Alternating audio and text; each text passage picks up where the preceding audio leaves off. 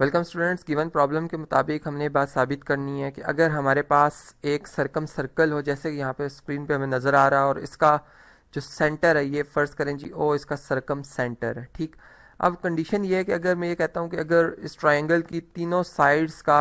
इस सरकम सेंटर से डिस्टेंस लिया जाए और वो बराबर आ जाए, तो फिर ये ट्रायंगल जो होगी ये लाजमन एक इक्विलैटरल ट्रायंगल होगी, एक ऐसी ट्रायंगल होगी जिसकी तीनों साइड्स आपस में क्या है जी, बराबर हैं। तो यहाँ से हमें ये पता चला कि हमने जो बात प्रूव करनी है वो ये प्रूव करनी है कि हमारे पास ए बी लाइन सेगमेंट ये कॉन्ग्रेंट होगी जी किसके साथ, ये कॉन्ग्रेंट हो जाएगी जी बी सी लाइन सेगमेंट के साथ, और बी सी लाइन सेगमेंट और फिर ए बी लाइन सेगमेंट ये कॉन्ग्रेंट होंगी जी ए सी लाइन सेगमेंट के साथ। तो ये रिजल्ट हमने प्रूव करना है। कैसे प्रूव कर सकते हैं, देखें, गिवन कंडीशन के ओ टू ए बी ये डिस्टेंस, और इस तरह से ओ पॉइंट से लेकर ये जो हमारे पास डिस्टेंस आ रहा है जी बी सी तक का, ये भी बराबर आ रहा है। ठीक है, तो यहाँ पर इसको भी मैं शो कर दूंगा, और इसी तरह से ये जो हमारे पास डिस्टेंस आ रहा है ये भी, ये तीनों डिस्टेंसेस जो हैं ये परपेंडिकुलर डिस्टेंस, ये हम जानते हैं कि किसी भी पॉइंट का लाइन सेगमेंट से जो डिस्टेंस लिया जाता है हमेशा परपेंडिकुलर लिया जाता है। तो ओ डी डिस्टेंस, ओ ई डिस्टेंस और ओ एफ डिस्टेंस ये आपस में तीनों क्या हैं जी, कॉन्ग्रेंट है। अब देखें, यहाँ पर एक थ्योरम हमने पढ़ा था कि अगर हमारे पास दो कॉर्ड्स हों, जैसे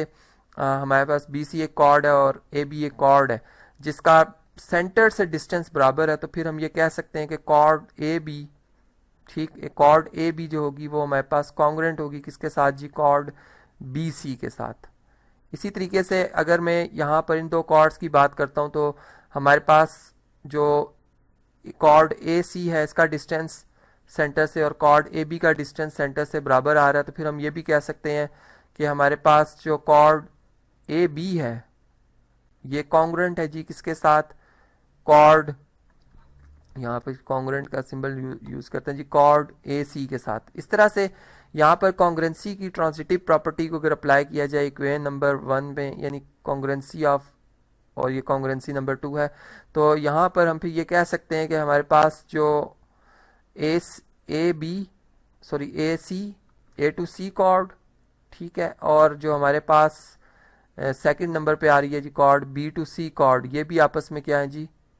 ये भी फिर आपस में कॉन्ग्रेंट होंगी। तो इस तरह से तीनों जो कॉर्ड्स हैं ये बेसिकली कॉर्ड्स तीनों ही आपस में क्या है जी, कॉन्ग्रेंट है, और ये कॉर्ड्स चूंकि एक ट्रायंगल को भी रिप्रेजेंट कर रही है, तो फिर यहाँ से बात कंफर्म होगी है कि ऐसी ट्रायंगल जिसकी तीनों साइड्स जो है बराबर हों तो उसे हम कहते हैं जी ये क्या है, इक्विलैटरल ट्रायंगल है। तो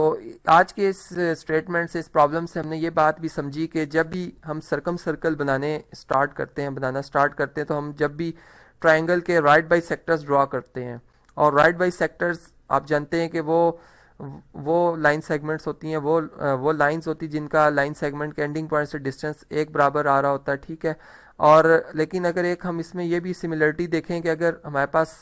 दो, यानी अगर मैं सेंटर, फॉर एग्जांपल ये मेरे पास सरकम सेंटर, और इसमें इस तरह से हो कि दो कॉर्ड्स का डिस्टेंस जो है वो सेंटर से बराबर आए और तीसरी का ना आए, तो इस केस में जो हमारे पास ट्रायंगल बनेगी उसे हम कहेंगे आइसोसेलेस ट्रायंगल। और एक ऐसा केस हो कि जिसमें हमारे पास सेंटर से ए बी जो हमारे पास कॉर्ड है, बी सी कॉर्ड और ए सी कॉर्ड, इन तीनों का ही डिस्टेंस अगर डिफरेंट आ जाए तो फिर ये हमारे पास एक जो है वो स्केलिन ट्रायंगल बन जाती है।